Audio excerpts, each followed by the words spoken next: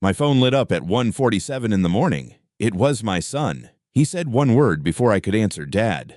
The way he said it, like he was testing to see if I'd still recognize his voice, I knew something had already broken. I was already reaching for my keys. The house was quiet. Margaret's reading glasses were still on the nightstand where I'd left them 3 years ago.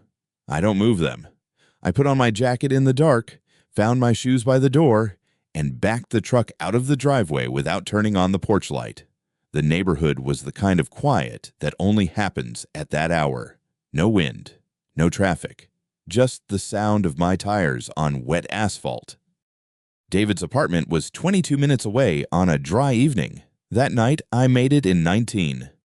Have you ever driven somewhere in the middle of the night, knowing that whatever waited at the other end would change the shape of things permanently? Not dramatically, not with sirens or shouting, but quietly. The way a structural crack changes a building long before anyone notices the ceiling. I thought about the last time I'd heard that particular quality in my son's voice. He was 11 years old, and he'd broken the window in the garage trying to hit a baseball through the gap in the fence. He hadn't cried. He'd just stood there holding the bat, looking at the glass on the concrete floor, and when I came out, he said "Dad" in exactly the same tone, like the word itself was a question he wasn't sure he wanted answered. 30 seconds before I get to what happened when I reached his door, "I want to ask you something. You don't have to answer out loud, but think about it. When was the last time someone said your name and you already knew, before the next word, that your life was about to cost you something?" I pulled into his parking lot at 2:09 in the morning. The light above his unit was on. I could see it from the street, a pale yellow rectangle on the second floor, the only lit window in the building. I sat in the truck for a moment. An engineer's habit before you enter a structure, you assess it from the outside. You look for what doesn't belong. What didn't belong was the second car in his spot, a silver Audi I didn't recognize, parked at an angle, like whoever drove it had arrived in a hurry. I got out and climbed the exterior stairs. The railing was loose. I'd noticed it 2 visits ago and mentioned it to David. He'd said he'd tell the building manager. The railing was still loose. When I knocked, the door opened almost immediately, as if he'd been standing on the other side of it. David is 35 years old, 6 feet tall, and has his mother's eyes. That night, he looked smaller than I'd seen him since he was a child. His face was the color of old concrete. His hands, and I noticed this the way I notice everything, because it's what I was trained to do, were shaking slightly at the fingers, not the wrists. The kind of tremor that comes from shock, not cold. He said, "Dad." Again, the same word, but different now, not a question this time. Something closer to a statement that had nowhere to land. Then he said, "Mom, they called me around midnight. The hospice. She went in her sleep." I stood in the doorway for a moment. The hallway behind him was lit, and I could see the kitchen table. And on the kitchen table there was a folder. Manila, thick, the kind you use for documents you've been organizing for some time. I registered it the way I register everything, without reacting, without showing that I'd seen it. A structural assessment isn't useful if the structure knows you're looking. Margaret had been sick for 14 months. We had known this was coming. What I hadn't known, what I was only beginning to understand, standing in that doorway at 2:11 in the morning, was that David had known something too. Something that explained the folder on the table, and the silver Audi in the parking lot, and the fact that when I stepped inside and looked toward the living room, there was a man I didn't know sitting on my son's couch with his own briefcase open beside him. David said, "This is a colleague. He just happened to be... We were working late." At 2:11 in the morning, on the night his mother died.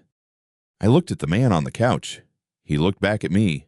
Neither of us said anything. I set my keys on the table, next to the folder, not on top of it, next to it, close enough that I could read the tab. It said, "Estate Margaret Chen." I pulled out a chair and sat down. "Tell me what happened," I said. And I listened. I'm good at listening. 34 years as a civil engineer teaches you that the most important data is never in the report someone hands you. It's in the gap between what they say and what they don't. David talked for 20 minutes. I counted the gaps. Margaret used to say I measured everything twice and cut once. She wasn't wrong. She died on a Thursday in March, 2 years ago. Pancreatic cancer fast, as those things go, but not fast enough to be merciful. 8 months from diagnosis to the end.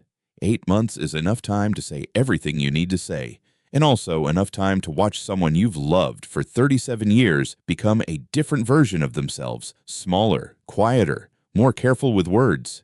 In those last months, she became precise.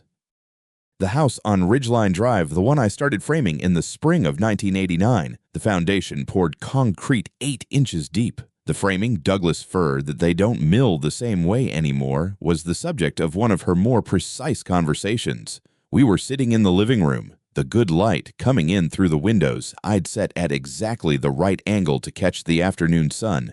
She had a legal pad on her lap. She said, "I want to talk about the house." I told her we didn't have to do this now. She said, "We do." So, we did. The house to Robert, $200,000 to Sarah, $150,000 to David. I asked if she was sure about the split. She looked at me the way she used to look at a problem that had already been solved, but that someone was still treating as open. She said, "David isn't ready for a house. You know that." I did know that. I'd known it for a while. What I didn't say was that I'd also noticed David's car parked outside twice in the previous 2 weeks, at hours he hadn't mentioned. I didn't say it because I wasn't certain yet, and I don't speak to certainty until I have it. You don't call load-bearing until you've run the numbers. David came to the service. He stood at the front of the room in a dark suit and shook hands and accepted condolences with the ease of a man who had practiced receiving them. He's a good lawyer. He knows how a room reads a person, and he knows how to give a room what it expects. Sarah stood next to me the whole time. She held my arm. She cried in the way that costs you something. She wasn't wrong. 34 years of structural engineering will do that to a man. You learn early that a calculation error at the drawing stage costs you a footnote. The same error in concrete costs you a building. I retired 2 years ago, but the habit doesn't retire with you. I still check the weather forecast before I leave the house. I still read the fine print on everything I sign. Some people find that tedious. Margaret found it reassuring. She died on a Thursday in March, 2 years ago. Pancreatic cancer fast, as those things go, but not fast enough to be merciful. We had 8 months from diagnosis to the end. 8 months is enough time to say everything you need to say, and also enough time to watch someone you've loved for 37 years become a different version of themselves, smaller, quieter, more careful with words. Margaret had always been careful with words. In those last months, she became precise. The house on Ridgeline Drive in southwest Portland, the one I started framing in the spring of 1989 and finished in the fall of that same year, was the subject of one of her more precise conversations. We were sitting in the living room, the good light coming in through the windows I'd set at exactly the right angle to catch the afternoon sun. She had a legal pad on her lap. She said, "I want to talk about the house." I told her we didn't have to do this now. She said, "We do."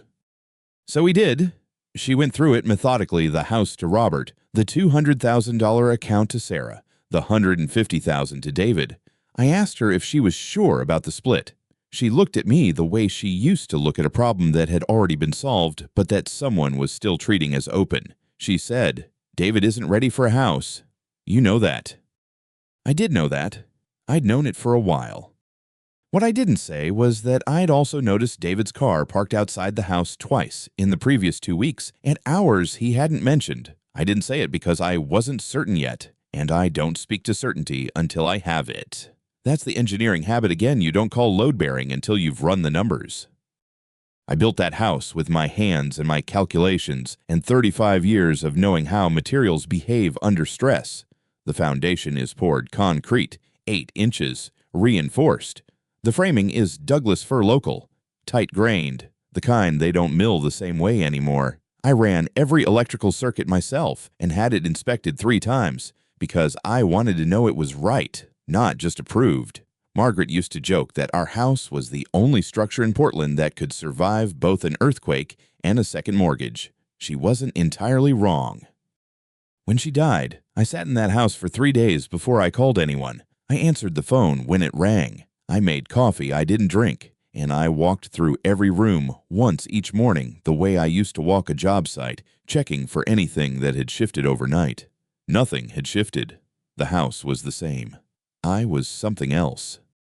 David came to the service. He stood at the front of the room in a dark suit and shook hands and accepted condolences with the ease of a man who had practiced receiving them. He's a good lawyer. He knows how a room reads a person, and he knows how to give a room what it expects.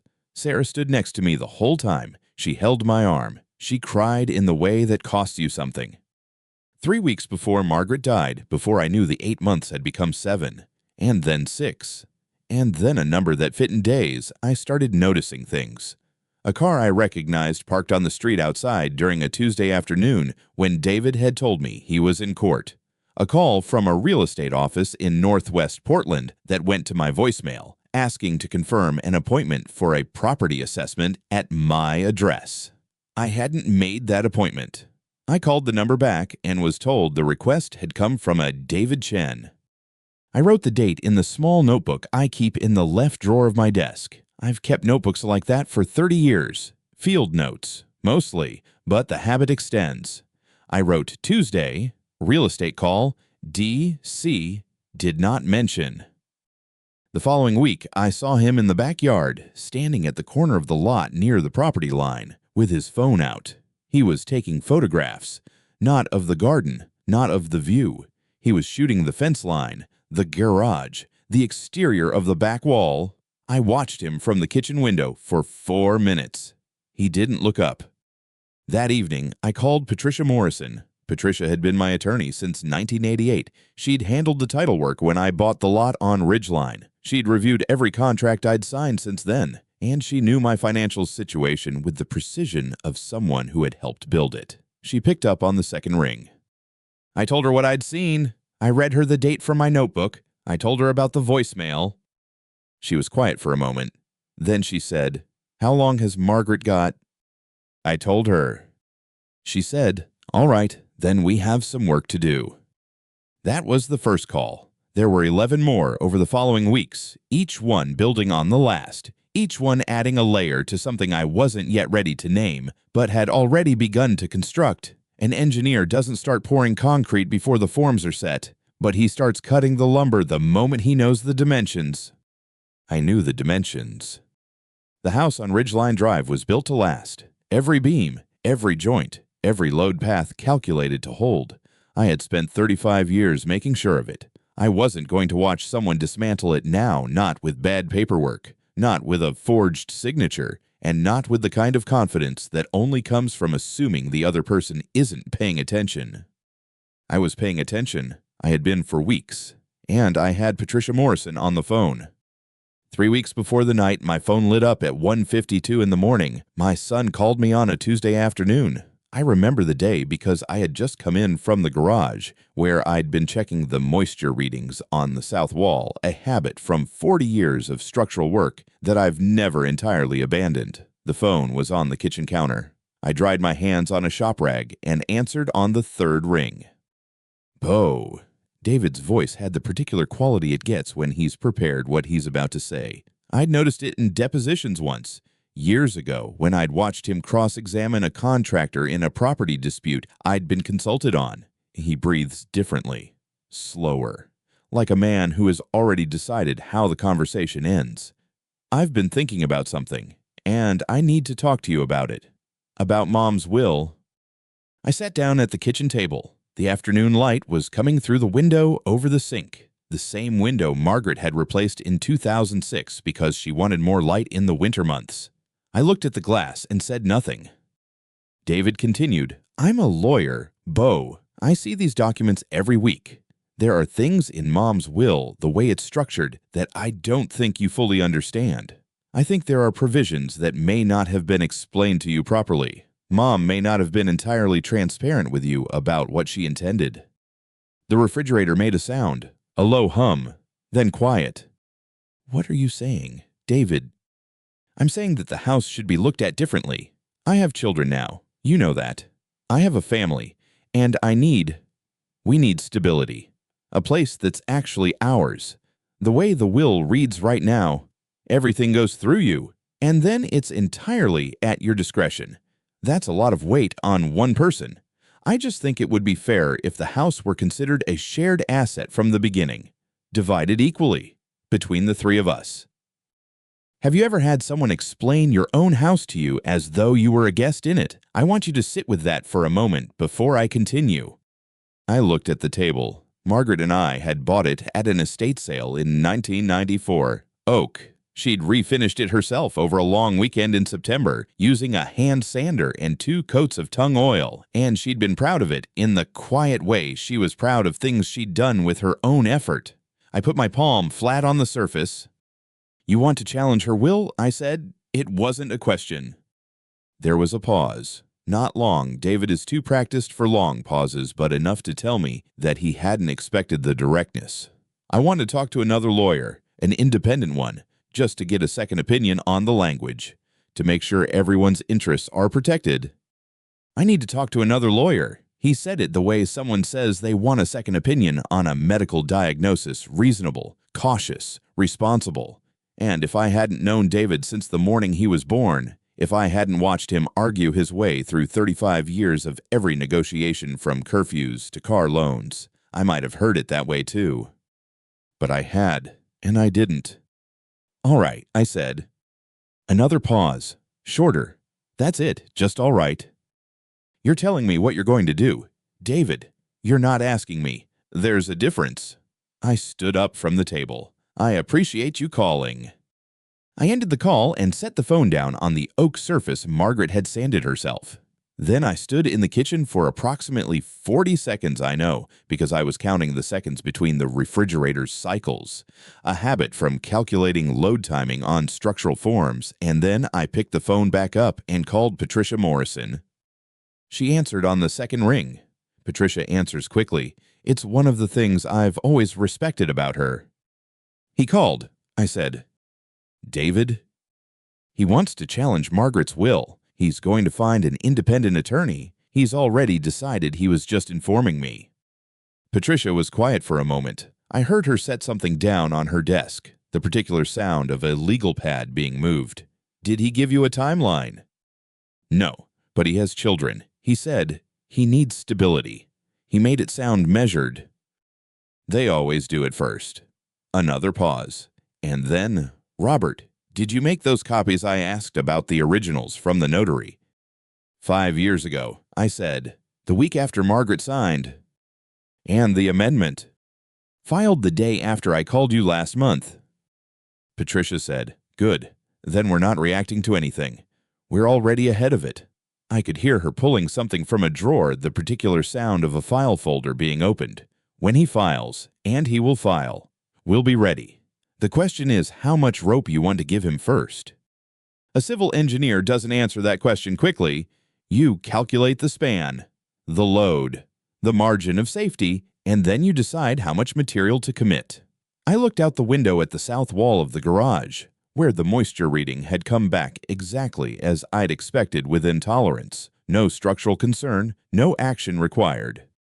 "Enough rope," I said, "that he doesn't realize he's holding it." Patricia said nothing for a moment. Then, "I'll pull the full file tonight." I thanked her and hung up. The afternoon light had shifted while we'd been talking, moving off the sink window and settling along the far wall, where Margaret had hung a watercolor of the Oregon coast that she'd bought at a street market in Astoria the summer Sarah turned 8. I hadn't moved it. I hadn't moved anything in that house that she had placed there deliberately. David thought he knew what was in that house. He knew the square footage, the assessed value, the zoning classification. He knew the legal language of the will and the procedural steps for contesting it. He had prepared for a negotiation. He had not prepared for an engineer who had already read the load calculations, identified every weak joint, and quietly reinforced the foundation 3 months before the first crack appeared. 2 weeks before Margaret died, David came to the house on a Tuesday afternoon. I heard him before I saw him, the particular sound of a key in the back door lock, the one I'd given him in 2019, the one I had not asked for back. I was in the garage checking moisture readings on the south wall, and the sound stopped me the way an unexpected load reading stops you, not with alarm, but with attention. I came around through the side yard. He was already inside. Through the kitchen window, I could see him standing in the middle of the room with his phone out, moving it slowly from left to right, not texting, not calling, photographing. He was photographing the kitchen, the counters, the window Margaret had replaced in 2006, the oak table she had refinished herself over a long September weekend. He moved toward the hallway, and I lost sight of him.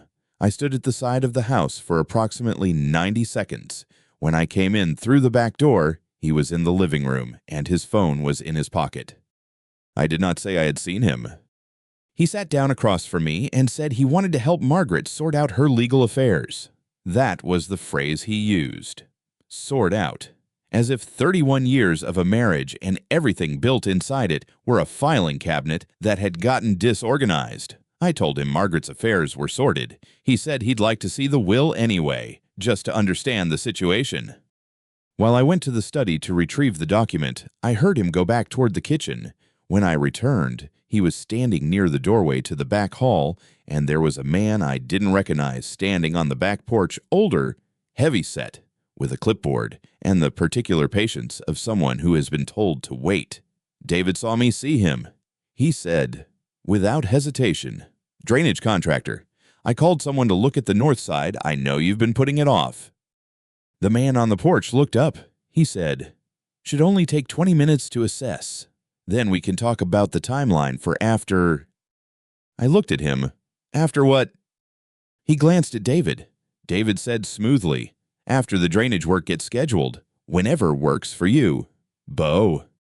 I looked at the man on the porch for a moment. He had a measuring tape clipped to his belt and a notepad with handwriting I could not read from where I stood. I said, "I'll call if I need an assessment." He nodded and left. David did not react. That was the part I noted. He did not apologize, did not explain further, did not acknowledge that the man had said something he hadn't meant to say.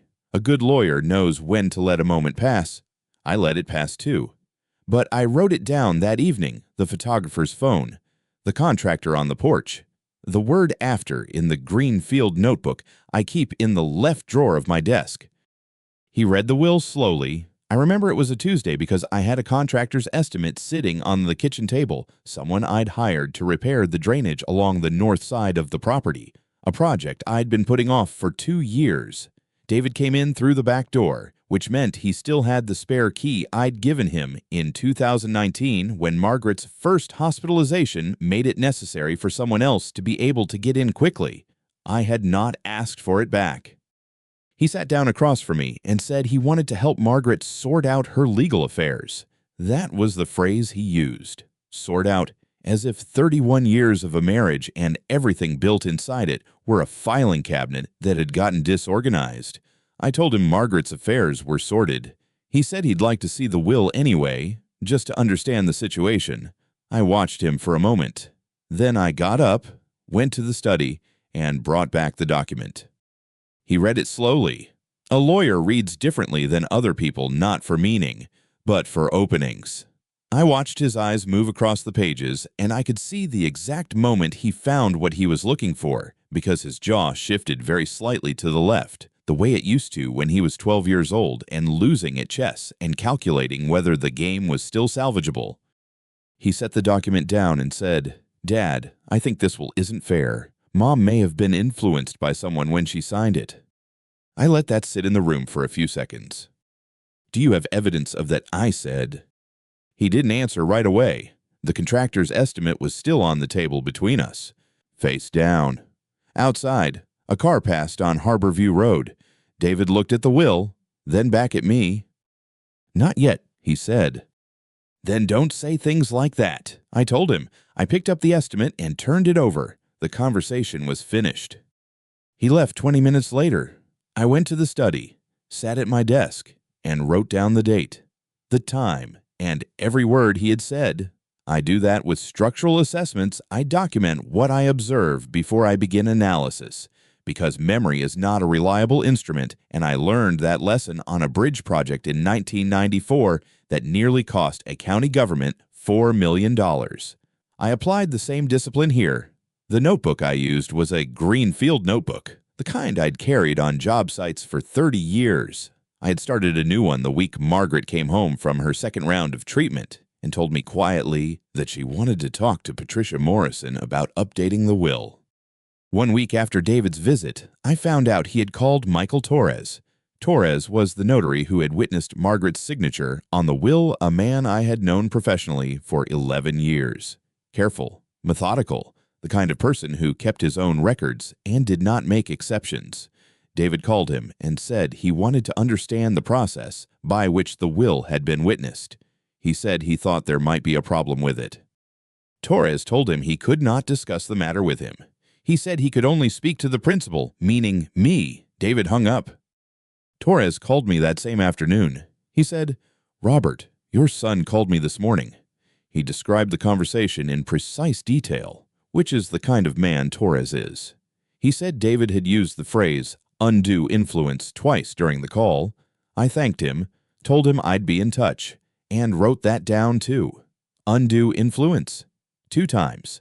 A lawyer doesn't use a legal term twice in a casual conversation unless he's building a record of his own or testing to see how a phrase lands before he commits it to paper. I called Patricia Morrison that evening. I told her what David had said to me 2 weeks earlier and what he had said to Torres that morning. She listened without interrupting.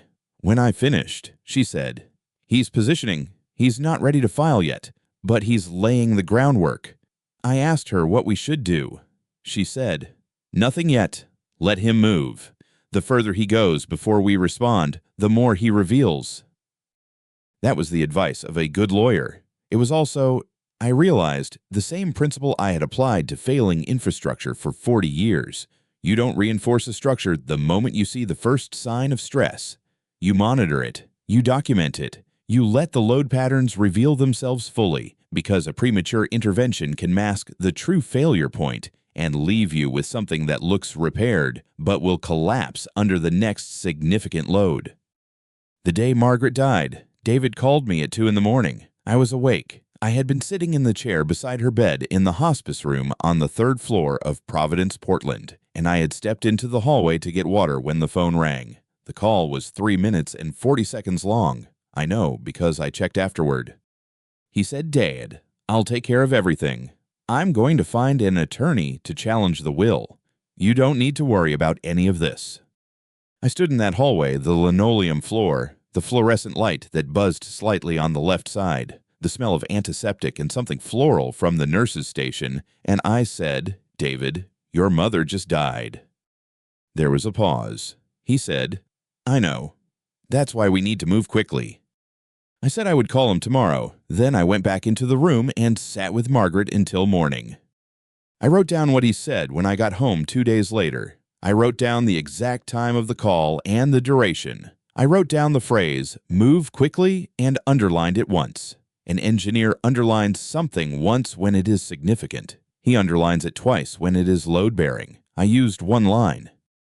2 days after the funeral, David came to the house again. He had a copy of the will with him, his own copy, which he had clearly already had reviewed, and he sat down at the same kitchen table and told me he had found an attorney. He said the attorney believed the will could be challenged on grounds of undue influence. He said it was possible that Margaret had been pressured when she made her decisions about the estate.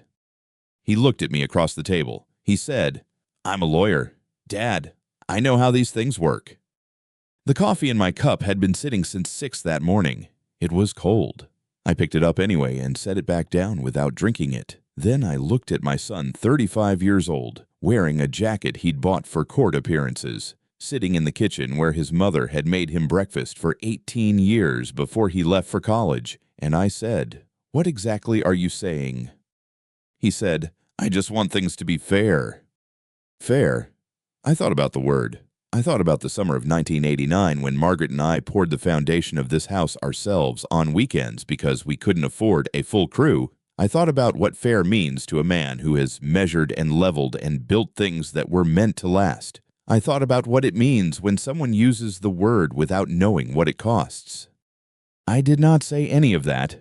I picked up the contractor's estimate from where it had been sitting on the counter for 2 weeks, still unresolved. Still waiting, and I told David I had some calls to make.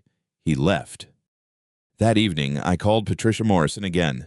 I told her David had confirmed his intention. She said, "Good. Now we know exactly what we're dealing with." She asked me if I was ready to move to the next phase. I told her I had been ready for 3 months. She said she knew. 3 days after Margaret's funeral, the phone rang at 7:41 in the morning. I know the time because I had been awake since 5, sitting at the kitchen table with a cup of coffee that had gone cold, looking at the structural drawings I'd made of the Millbrook house in 1989, the original pencil sketches, the load calculations in the margins, the measurements I'd taken by hand before any of it was built. I had been looking at them for no particular reason, or so I told myself. In 34 years of engineering, I learned that there is no such thing as a coincidence in a structure. Every crack has a cause. Every settlement has a source. The number on the screen said Torres Notarial Services. I recognized it. Michael Torres had been a notary in the Beaverton area for 26 years. He had notarized Margaret's will in 2019 on a Tuesday afternoon in his office on Canyon Road. I had been there. Margaret had been sharp that day, more than sharp. Actually, she had read every page of the document herself, asked 2 clarifying questions about the language around the property trust, and signed each page with the same deliberate hand she had used to grade her students' papers for 30 years. Torres had watched all of it. He was 58 years old and had the particular stillness of a man who has witnessed enough important moments to understand what they look like. I picked up on the second ring. He identified himself, and then he said, without preamble, "Mr. Achen, I need to speak with you about a call I received from your son." He paused. "David called me 2 days ago. He was asking about the notarization process for your wife's will. He wanted to know about the circumstances, whether I thought she had been under any undue influence at the time of signing." Another pause. He asked me to consider whether she might have been his word impaired. The coffee was still cold. I didn't reach for it. I said, "What did you tell him?" I told him no. Torres said, "I notarized that document in 2019. I remember the appointment clearly. Mrs. Chen was completely lucid. She was precise. She asked better questions about the language than most attorneys I've worked with." His voice had not changed in register, but there was something underneath it, a careful steadiness, the kind a person adopts when they want to make sure they are understood. I also told him that my records from that appointment are complete and that I would not be providing any statement suggesting otherwise. He thanked me and ended the call. I wrote down the time of Torres's call in the small notebook I keep by the phone, the same kind of notebook I used on job sites for 40 years. Narrow-ruled, brown cover, the kind that fits in a shirt pocket. I wrote Torres. 7:41 a.m. David called him. Inquiry undue influence. Torres declined. Then I wrote Torres's direct number, which he gave me before we finished speaking, in case I needed to reach him. I called Patricia Morrison at 8:15. She listened without interrupting while I read back my notes. When I finished, she was quiet for a moment, and I could hear the sound of her setting something down on her desk. Then she said, "That's significant. Robert, Torres is an independent witness. He has no stake in this, no relationship with either side of the estate, and he's been in that office long enough that no one is going to question his credibility. If David moves to contest Margaret's will, Torres goes on record. He either tells the truth, which confirms the validity of the document, or he changes his story, which destroys his professional standing." "He won't change his story," I said. "No," Patricia said. "He won't. That's why it's significant." She asked me if I wanted her to reach out to Torres formally to preserve his account in writing. I told her yes, and to do it this week. After I hung up, I sat for a while. Outside, the February light was coming through the kitchen window at the same low angle it always does in Portland, in winter flat gray. The kind of light that makes every surface look like it's waiting for something. The structural drawings were still on the table. I looked at the load calculations I had done by hand in 1989, the numbers I had checked 3 times before I signed off on them, because that is what you do when something has to hold. You check it once for what you know. You check it again for what you might have missed. You check it a 3rd time for what you don't want to be true. David had made his first move too early. That was the thing a careful person would have recognized. He had contacted Torres before he had any legal standing to do so, before he had filed anything, before there was any formal proceeding in which Torres's testimony would matter. He had tipped his hand because he was impatient, and impatience in a structure, in a foundation, in a plan, in a person is always the first sign of something that will not hold. I called Patricia back that afternoon. She picked up and said, twice in one day, "Should I be concerned?" "I want to add a clause to my will," I said, "a no contest clause. If David initiates any legal challenge to Margaret's will, any challenge, on any grounds, he forfeits his inheritance from my estate entirely." Patricia did not respond immediately. I could hear her thinking. The way I have learned to read her silences over the past 3 months. Then she said, "That clause is enforceable in Oregon. It's called an interim provision. Courts here will uphold it as long as the challenge lacks probable cause." Another pause. "It's a clear warning. Anyone who reads your will, any attorney advising David, will see exactly what it means." "I know," I said. "You want him to see it," she said. "I want him to understand the cost of what he's considering," I said, "before he commits to it." Patricia said she would have the amendment drafted by Friday. She said it would be ready to sign the following week. I told her that was fine, and thanked her, and set the phone down on the table next to the structural drawings. 3 days later, Torres called again. It was a Thursday morning, 8:41. He said he had been thinking about the conversation with David, and he had decided he wanted to provide a written account of it, not because he had been asked to, but because he believed it was the right thing to do. He said he had already drafted a notarized statement. He asked if he could bring it to me directly. I told him yes. Sarah was at the house that morning. She had come by to drop off some of Margaret's things she'd been holding since the service: a cardigan, a pair of reading glasses, a small watercolor Margaret had kept on her desk at school. She was in the kitchen when Torres arrived. He was exactly as I remembered him from the 2019 appointment: methodical, unhurried, the kind of man who checks his watch not because he is impatient, but because he believes precision is a form of respect. He sat at the kitchen table and set down a manila envelope. He opened it and laid out 3 pages his own account of David's call, written in the careful language of a man who has spent 26 years understanding what words mean in a legal context. He had described the conversation precisely: the request, the offer, the figure David had named, and his own refusal. At the bottom of the 3rd page was his notarial stamp and the date. Sarah read it over my shoulder. She read it without speaking. When she finished, she straightened up and looked at Torres. He said $50,000. She asked. "Yes," Torres said. Those were the exact words. She set the pages down on the table. She looked at them for a moment, then at me, then back at the pages. She said nothing else.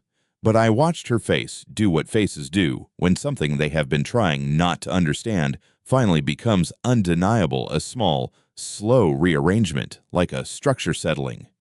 I thanked Torres. He said he would be available to testify if it came to that. He shook my hand and let himself out. After he left, Sarah stood at the counter with her arms crossed, looking at the window. She said, "Dad, did you know he was going to do this? All of it." "I knew he was considering it," I said. "And you didn't tell me." "No." She was quiet for a moment. Then she said, "Because you didn't want me to have to choose." I looked at her. "Because I wanted you to be able to say, honestly, that you didn't know. That's worth something. In a proceeding, it's worth more than you might think." She didn't answer right away. She picked up one of Margaret's reading glasses from the cardigan she'd set on the counter and turned it in her hands. Then she set it down carefully, the way you set something down when you are trying not to drop it. "Okay," she said. Okay, Dad." I slid Torres's statement into the folder Patricia had started. The folder was getting thick. I put it back in the study, in the locked drawer, next to the green field notebook. Patricia said she would have the amendment drafted by Friday. It would be ready to sign the following week. I told her that was fine, and thanked her, and set the phone down on the table next to the structural drawings. She said it would be ready to sign the following week. I told her that was fine and thanked her and set the phone down on the table next to the structural drawings. A no contest clause is not a threat. It is a load calculation. It is a number you put on paper that tells you exactly how much weight a structure can bear before it fails. I had spent 40 years writing those numbers. I understood what they meant. I understood that they are not written for the builder. They are written for anyone who comes after and thinks the structure can hold more than it was designed for. David had been testing the load for 3 weeks. He didn't know yet that I had already done the math. 2 weeks after we buried Margaret, Sarah organized a dinner at her house on Hawthorne, the one she'd bought 4 years ago, the one Margaret had helped her choose. Sarah cooked the same pot roast Margaret used to make on Sundays, and she set the table with the blue linen placemats that had been in our family since 1994. I noticed that. I noticed because Sarah notices things like that, the way her mother did, the way people do when they are trying to hold something together that is already under stress. David arrived 20 minutes late. He brought a man I didn't recognize younger, late 30s, a dark suit that was slightly too large in the shoulders. David introduced him as a colleague. He didn't give a last name. The man sat down at the table, unfolded his napkin, and said almost nothing for the first 40 minutes of the meal. Sarah had also invited her neighbor, a woman named Connie Marsh, who had known Margaret for 11 years, and brought a bottle of Pinot Gris from the Willamette Valley. There was also Sarah's colleague from OHSU, a cardiologist named Dr. James Okafor, who had treated Margaret in her final 2 months and who had accepted the dinner invitation not knowing what the evening would become. 4 of us at that table had known Margaret well. 1 of us had known her for 38 years. That was me. The pot roast was good. Sarah had gotten the seasoning right. For the first part of the evening, we talked about Margaret's small things, the kind that accumulate into a life, the way she always burned the first batch of whatever she was baking and never admitted it, the particular way she organized her bookshelves, alphabetical by the author's first name instead of the last, which had driven me quietly insane for decades and which I would now give a great deal to have back. Connie told a story about Margaret helping her move a broken washing machine down 3 flights of stairs in 2019, and everyone laughed. And for a few minutes, the table felt like what Sarah had intended it to be. Then David set down his fork. He didn't do it the way you set a fork down when you finished eating. He did it deliberately, with a small, precise click against the rim of the plate, and the sound was enough that the conversation stopped. The man in the too large suit straightened slightly in his chair. "I want to say something," David said, "to everyone here." Sarah looked at him. I looked at David. Dr. Okafor looked at his wine glass and then at the table. David said, "I'm challenging Mom's will. I've retained counsel." He nodded at the man beside him. "And we're filing next week. The basis is undue influence. My position is that Dad manipulated Mom into writing a will that cut me out of the estate. I got nothing. And I'm a lawyer. I know what undue influence looks like, and I know what happened." The room was very quiet. Outside, a car passed on Hawthorne. The candles Sarah had put on the table were the kind that drip, and one of them dripped onto the linen while David was speaking. Sarah said, "David." He said, "I'm sorry, but this needs to be said. It needs to be said in front of people who knew Mom, so everyone understands what's actually happening here." I picked up my water glass. I drank from it. I set it back down. David continued. He said he had documentation. He said he had spoken to people who had observed Margaret in her final year and had concerns about her capacity. He said the will as written was not consistent with what he knew of his mother's wishes.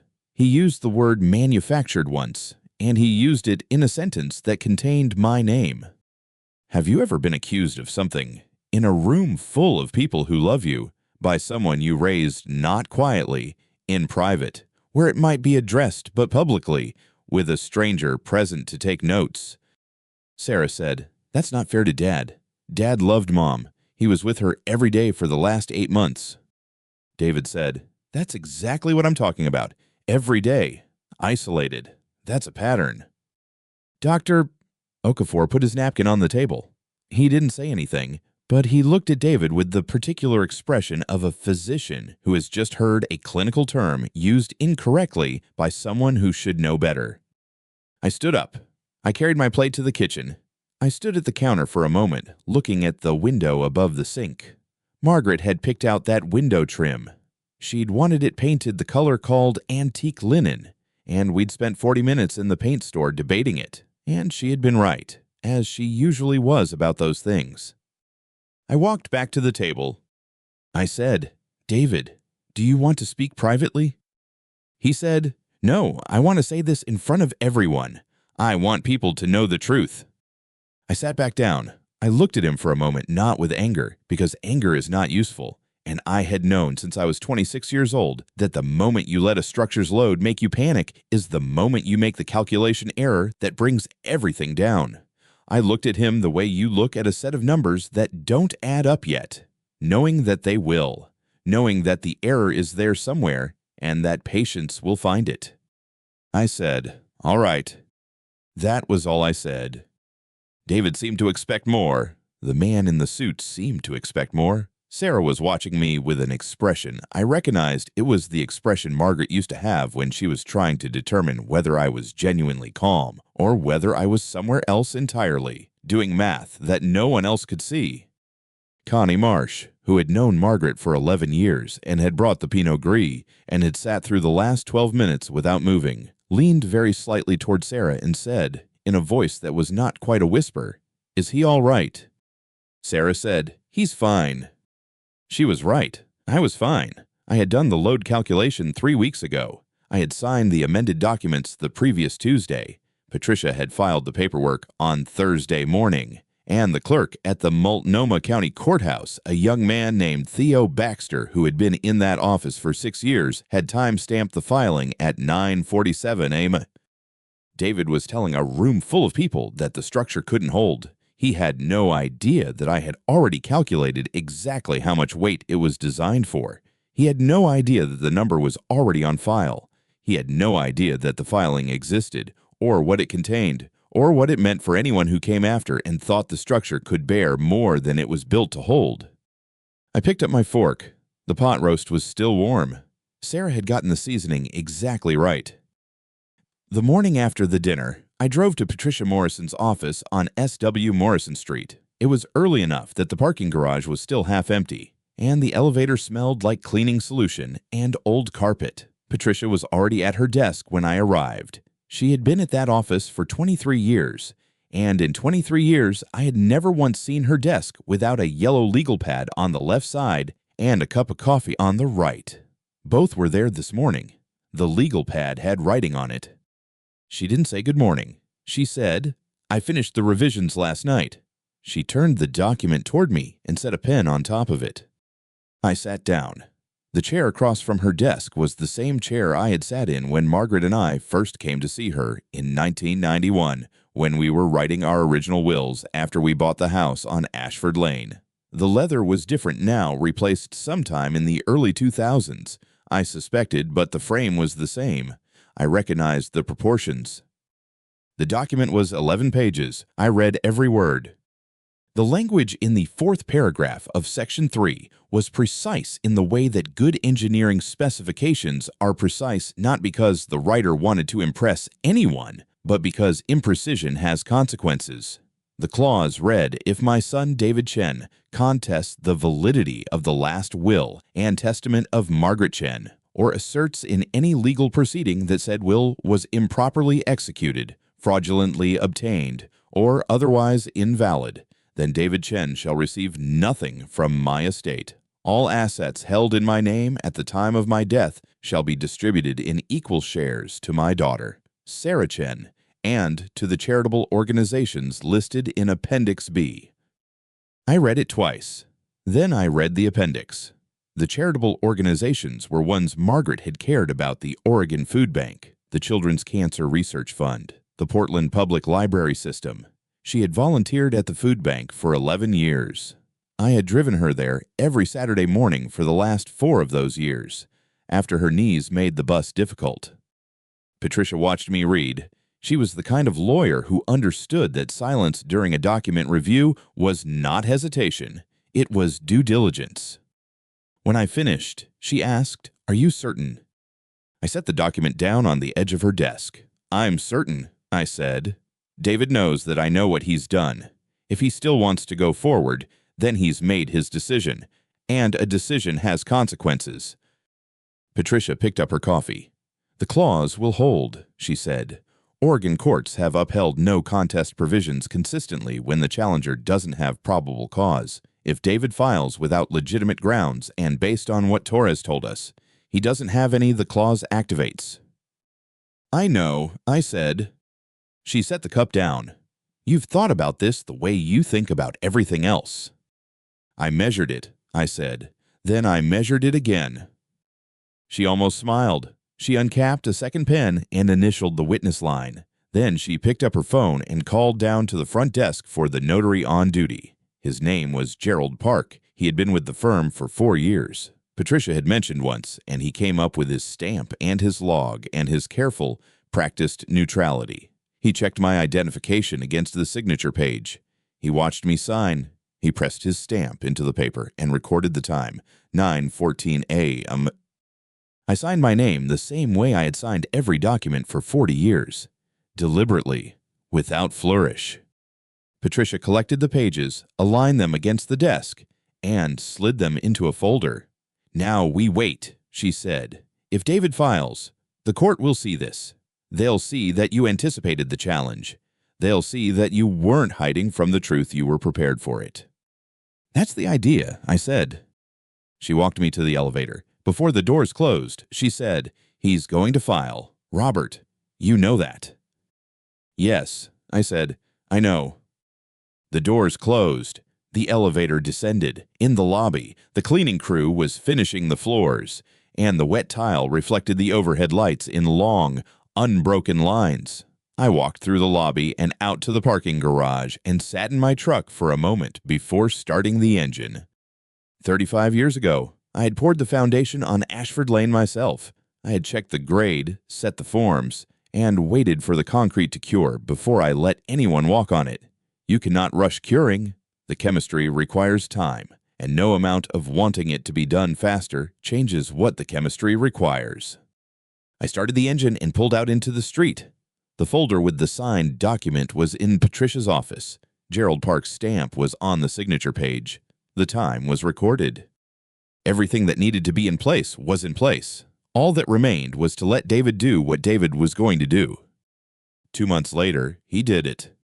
The filing came on a Tuesday morning. Patricia called me at 7:43 before I'd finished my first cup of coffee. She said, "It's in. David's attorney submitted the challenge this morning. Judge Harold Kimura has been assigned." She paused. "That's a good draw for us." I asked her why. "Because Kimura has handled over 200 contested estate cases in 35 years on the bench. He knows every version of undue influence argument that exists. He wrote a continuing education paper on them in 2018. He is not a man who gets impressed by allegations." Another pause. "And he is not a man who tolerates waste of the court's time." I told her I'd be there at 9. The courtroom on the 4th floor of the Multnomah County Courthouse was smaller than I expected for a proceeding this formal, maybe 40 seats in the gallery, wood-paneled walls, fluorescent light that made everyone look slightly pale. By 9:15, most of the seats were filled. Sarah sat in the second row, her hands folded in her lap. She had driven down from the hospital that morning. She'd told me the night before that she wanted to be present, though she hadn't said for whom. Michael Torres sat 3 seats to her left, a manila envelope on his knees, his back very straight. 2 neighbors from Ashford Lane, Carol Nguyen and her husband Dennis, had come without my asking. I had not expected that. Carol caught my eye when I walked in and gave a small nod, the kind that doesn't require words. David was already seated at the plaintiff's table when I arrived. He had a new suit, charcoal gray, well cut, and a leather portfolio open in front of him. His attorney, Richard Hayes, was arranging papers with the focused efficiency of a man who believed the morning would go according to plan. David did not look at me when I sat down. That was deliberate. I recognized it as deliberate because I had watched him do the same thing at family dinners when he was building toward something. Judge Harold Kimura entered at 9:22. He was 70 years old and moved without hurry, the way men do when they have learned that hurrying rarely changes outcomes. He settled into his chair, put on his reading glasses, and reviewed the documents in front of him for nearly 2 full minutes before he said anything. The room was quiet enough that I could hear the ventilation system running in the ceiling. Hayes opened for the plaintiff with a voice calibrated for persuasion, not too loud, not too soft, the kind of voice that assumes the room is already half convinced. Your Honor, the petitioner contends that the late Margaret Chen was subject to undue influence at the time she executed this will. Mrs. Chen was in declining health. She was dependent on her husband for daily care. There is reason to believe that the terms of this document do not reflect her independent wishes, but rather the preferences of a man who had, over many years, positioned himself as the sole interpreter of what she wanted. Hayes let that settle for a moment. Then he added, "We are not here to question Mr. Chen's grief. We are here to question whether this document is what it purports to be." Patricia stood. Your Honor, before we proceed further, I'd like to submit an audio recording into evidence. It was made 3 weeks before Mrs. Chen's passing, and it is directly relevant to the question of who, in this proceeding, has been attempting to influence whom. Hayes objected. Kimura overruled him with a single word and a gesture toward Patricia that said, "Continue." The recording lasted 4 minutes and 11 seconds. Patricia played it through a small speaker on the counsel table. The audio quality was clear, a phone call, 2 voices, one of them identifiable immediately. David's voice said, "Michael, I need you to confirm that she was influenced, that she wasn't thinking clearly when she signed. If you do that, if you're willing to say that on record, I'll make sure you're taken care of. $50,000. Cash, if you want it that way. This doesn't have to be complicated." A silence on the recording. Then Michael Torres's voice, measured and flat. "No, I cannot do that. I witnessed that woman sign her name. She knew exactly what she was signing. I won't say otherwise." The recording ended. The room did not erupt. It went in the other direction, a stillness that felt pressurized, like the air before a structure gives way. I counted 4 seconds before anyone moved. Hayes turned toward David. David had stopped looking at the plaintiff's table and was now looking at a point somewhere above Kimura's head. Kimura removed his reading glasses and set them on the desk. He looked at Hayes. "Counsel, is this recording authenticated?" Patricia said, "It is. Your Honor, the recording was made by Mr. Torres himself on his personal device, and the metadata has been verified by a forensic audio analyst whose report is included in the exhibit packet. Mr. Torres is present in this courtroom and available to testify." Kimura looked at David directly. This court is now looking at a situation in which the plaintiff, prior to filing this challenge, allegedly attempted to induce a material witness to provide false testimony in exchange for $50,000.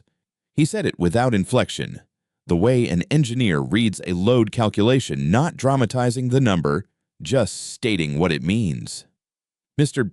Hayes, does your client wish to respond to this recording before we proceed?" Hayes leaned toward David. They spoke in low voices for approximately 40 seconds. When Hayes straightened, he said, "Your Honor, we would request a brief recess." "Denied," Kimura said. "We're going to continue." Patricia set a second document on the counsel table. "Your Honor, I'd also like to submit the amended will of Robert James Chen, executed and notarized 7 days before the plaintiff filed this challenge. The document contains a specific provision." She read it aloud. "In the event that David Michael Chen initiates any legal action contesting the estate of Margaret Louise Chen, David Michael Chen shall receive nothing from the estate of Robert James Chen, and his existing share shall be redistributed equally." Kimura took the document. He read it. He read it a second time. Then he looked up at David with an expression that was not anger and not sympathy, something more precise than either. He said, "Your father knew you were going to do this. He filed this document before you filed yours. He knew." David said nothing. "He measured the load before you applied it," Kimura said, and I wasn't sure he meant for that to land the way it did, but it did. Mr. Hayes, your client appears to have walked into a proceeding for which the opposing party had already prepared a complete structural response. He set the document down. I've seen a great many of these cases. I have not often seen one where the preparation was this thorough. He looked at me, then not at Patricia, not at the gallery, at me. I did not look away. I also did not say anything. There was nothing left to say. The foundation had been poured 35 years ago on Ashford Lane, and everything built on it since had been built correctly, and it had held. That was all engineering ever was. You did the work before anyone needed to stand on it, and then you waited to see if it held. It held. Judge Kimura removed his reading glasses and set them on the bench with a deliberateness that made the room go quieter than it already was. He had not raised his voice once in the preceding 40 minutes. He did not raise it now. Based on the evidence presented, he said, I find that the will of Margaret Chen, executed on March 14, 2019 and notarized by Michael Torres, is valid, uncontested by any credible counter-evidence, and legally binding in its entirety. He paused. The court reporter's fingers had stopped moving.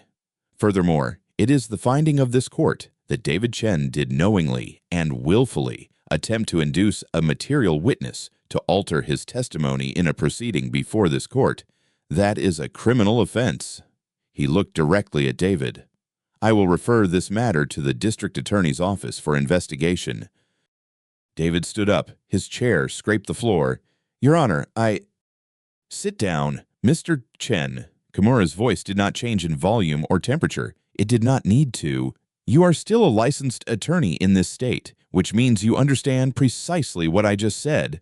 I would recommend you think carefully before your next sentence. David sat down. The room did not explode. It did something quieter and more permanent, a low, spreading sound, the kind that moves through a space the way water moves through a crack in a retaining wall. I have watched walls fail. The sound is never dramatic at first. It begins as a murmur and ends as a collapse. Patricia leaned close to me and said nothing. She had told me 3 weeks ago, when I signed the amended document in her office, that the referral was the piece she had been waiting for. She had said if he did it to Torres, he left a record. People like David always leave a record because they believe they're the smartest person in the room. She had been right. She usually was. Sarah was sitting 2 rows behind me in the gallery. I had not looked at her since Kimura began his ruling. I turned now. She was not crying the way people cry in movies quietly, with composure. She was crying the way people cry when something they built their understanding of the world on turns out to have been constructed wrong. Her hands were flat on her knees. She was looking at David's back. He had not turned around. David. Her voice was low, but the room was quiet enough that it carried. Why did you do this? David did not answer. He was speaking in short, rapid sentences to his attorney, a man named Gerald Fitch, who had, by this point, the expression of someone calculating exactly how far his own exposure extended. Sarah looked at me. Her eyes were red at the edges. She said, Dad, I'm sorry. I believed him. I know, I said. She shook her head slowly. I should have. You trusted your brother, I said. That's not a flaw. That's what you were supposed to do. She didn't answer right away. She looked at the front of the courtroom, where David was still talking to Fitch, and then she looked back at me. Whatever she had been carrying for the past several months, the doubt she had suppressed, the questions she had not asked, I could see it moving across her face in real time, the way you can see stress moving through a structure when the load finally exceeds what it was designed to hold. I had built the house on Ashford Lane in 1989. Margaret had chosen the lot. We had stood in the middle of what was then an empty field in the November rain, and she had said, "This is it." I had trusted her judgment then. 35 years later, the house was still standing. Some things hold, some things don't. The difference is usually in the preparation, not the materials. 2 weeks after the hearing, a detective named Ray Okafor from the Portland Police Bureau called me at 7:15 in the morning. He identified himself and said that David had been arrested the previous evening on charges of witness tampering and attempted obstruction of justice. He said the district attorney's office was proceeding with prosecution and that, based on current charges, David was looking at a sentencing range of 2 to 5 years if convicted. He asked if I had any additional documentation I wished to provide. I told him Patricia Morrison would be in contact with his office by end of business that day. He thanked me and hung up. I stood at the kitchen window for a while after that. The yard was the same yard it had always been, the Douglas fir Margaret had planted in 1994, the back fence I had replaced myself in 2011, the concrete path I had poured in sections one summer when both children were still in school, and David used to follow me from section to section, asking what each tool was for. He had been 7 years old. He had been genuinely curious. I thought about that for a moment, and then I set the phone down and made coffee. 3 days after the arrest, Patricia called to tell me that the Oregon State Bar had opened a formal disciplinary investigation into David's conduct. The investigator assigned to the case, a woman named Linda Choi, had already requested the full trial record and Torres's deposition. Patricia said the word she used when she described the evidence package was comprehensive. She said it the way people say a word when they mean something stronger but are choosing not to. The State Bar investigation ran parallel to the criminal proceeding. David's license was suspended pending the outcome. The firm where he had practiced for 6 years, Hartwell, Briggs & Associates on Morrison Street, issued a statement saying he had been placed on indefinite administrative leave. The statement was 2 sentences long. I read it once and did not read it again. Sarah called me that evening. She did not ask about David. She asked if she could come for dinner on Sunday. I said yes. She said she would bring the wine. I did not tell her what Margaret had written in the original will, in the last paragraph, the one that had nothing to do with property or accounts or distribution schedules. I had read it so many times I no longer needed the paper in front of me. Margaret had written, "Take care of each other. The house is just a house. The two of you are what I built." David had read the same paragraph. He had chosen to hear only the first sentence. The disbarment proceedings moved faster than I expected. Patricia had told me they usually took 6 to 8 months, but the Oregon State Bar had its own timeline, and when the criminal complaint landed on their desk, the one the prosecutor's office filed 11 days after Judge Kimura's ruling, they accelerated. I learned this from a brief notice in the Oregon State Bar's public disciplinary records, which I checked on a Tuesday morning the same way I used to check soil compaction reports methodically, without expectation of surprise. David was placed on interim suspension within 3 weeks. His name disappeared from the firm's website sometime between Wednesday evening and Thursday morning. I know the approximate window because his paralegal, a young woman named Cassandra who had worked for him for 4 years, called Patricia's office to offer a statement. She said she had noticed the discrepancies in the client trust accounts 8 months earlier and had not known what to do. Patricia thanked her and told her the bar's investigator would be in touch. Cassandra said she was sorry she had waited so long. Patricia told me later that the young woman had cried during the call. I did not know what to do with that information, so I set it aside. The call from Cassandra came on a Wednesday. On Thursday morning, Gerald Whitmore called Patricia's office directly. Whitmore had recruited David out of law school 11 years ago. He had written the letter of recommendation that got David his first clerkship. He had given the toast at the firm's 10-year anniversary dinner for David 2 years back. Patricia relayed the conversation to me that evening, and she did it with the particular precision she uses when she wants me to understand not just what was said, but what it cost the person saying it. Whitmore had gone to David's office at 9 in the morning. He had brought 2 people with him, the firm's managing partner, a woman named Diane Reyes, and the HR director, a man named Carl Pratt, who had been with the firm for 14 years. 3 people. David had been at his desk. Whitmore had closed the door. Then he had opened it again, because Cassandra and 2 other paralegals were standing in the hallway. And Whitmore had said, and Patricia repeated this to me word for word, "No, leave it open. I want this to be clear to everyone." He had set a single sheet of paper on David's desk. It was a letter of termination, effective immediately, citing conduct incompatible with the firm's professional obligations. He had told David to take his personal items and leave the building by noon. He had said it without raising his voice, the way men say things when they have already decided and are no longer interested in a response. David had said, "Gerald, I think we should discuss." Whitmore had said, "There's nothing to discuss. The bar has your license, the DA has your file, and this firm has a reputation that existed before you arrived and will exist after you leave." He had picked up the termination letter and set it back down, closer to David's side of the desk. Noon. David. He had walked out. Diane Reyes had followed. Carl Pratt had stayed long enough to hand David a box, the standard kind, the kind offices keep in storage for exactly this purpose, and then he had left too. Cassandra had been standing in the hallway. She had watched all of it. She had been the one, Patricia told me, who had later called to offer her statement to the bar. I listened to all of this without interrupting. When Patricia finished, I said, "How long did he stay?" She said, "He was gone by 11:40. I said, "I see," and thanked her, and set the phone down. Cassandra said she was sorry she had waited so long. Patricia told me later that the young woman had cried during the call. I did not know what to do with that information, so I set it aside. The clients followed quickly, 17 of them, according to the notice that eventually circulated through the firm. Some had been with David since his second year of practice. One had referred 3 others.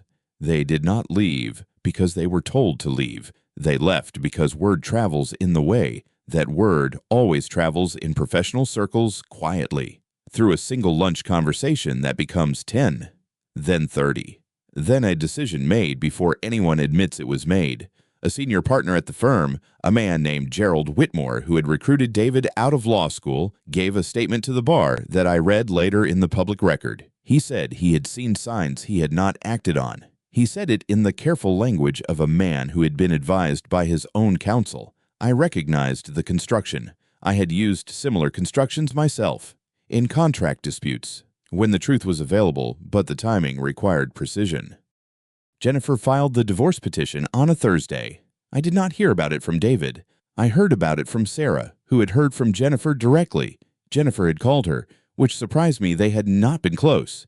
Sarah said Jennifer told her, "I cannot live with someone I cannot trust." Sarah repeated it to me carefully. The way people repeat things, they are still processing. I did not respond immediately. I counted the grain in the oak table in front of me.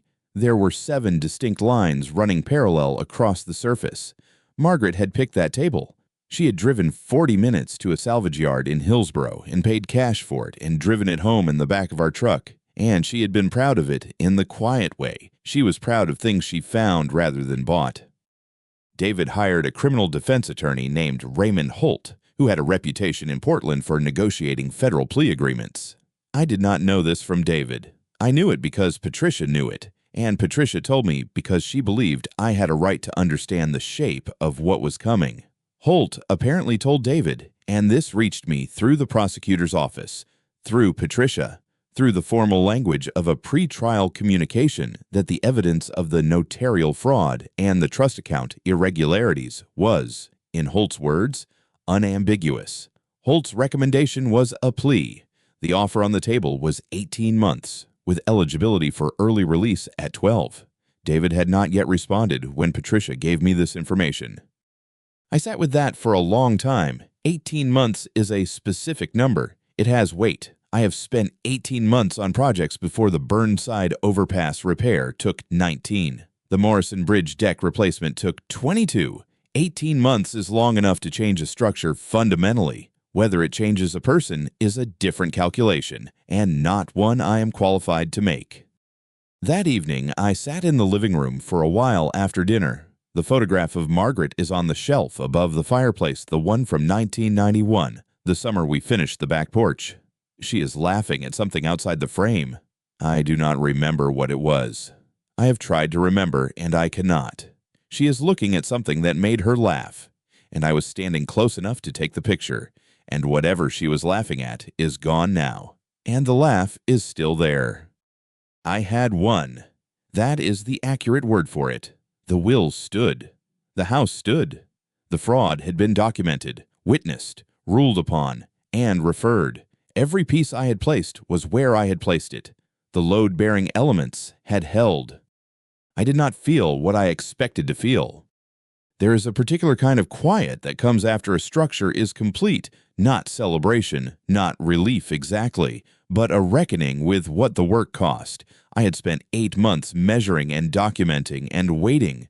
I had been right about every calculation, and David was still Sarah's brother. He was still the boy who had sat on the unfinished porch in 1991 and asked me how I knew a beam was strong enough to hold.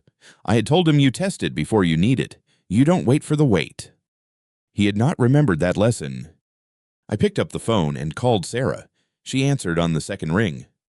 I asked if she wanted to get coffee. She was quiet for a moment, not the silence of hesitation, but the silence of someone who has been waiting for a question they did not know how to ask for themselves. Then she said yes. She said she would come to the house. She asked if Sunday still worked. I told her Sunday was fine. She said, "Okay, Dad."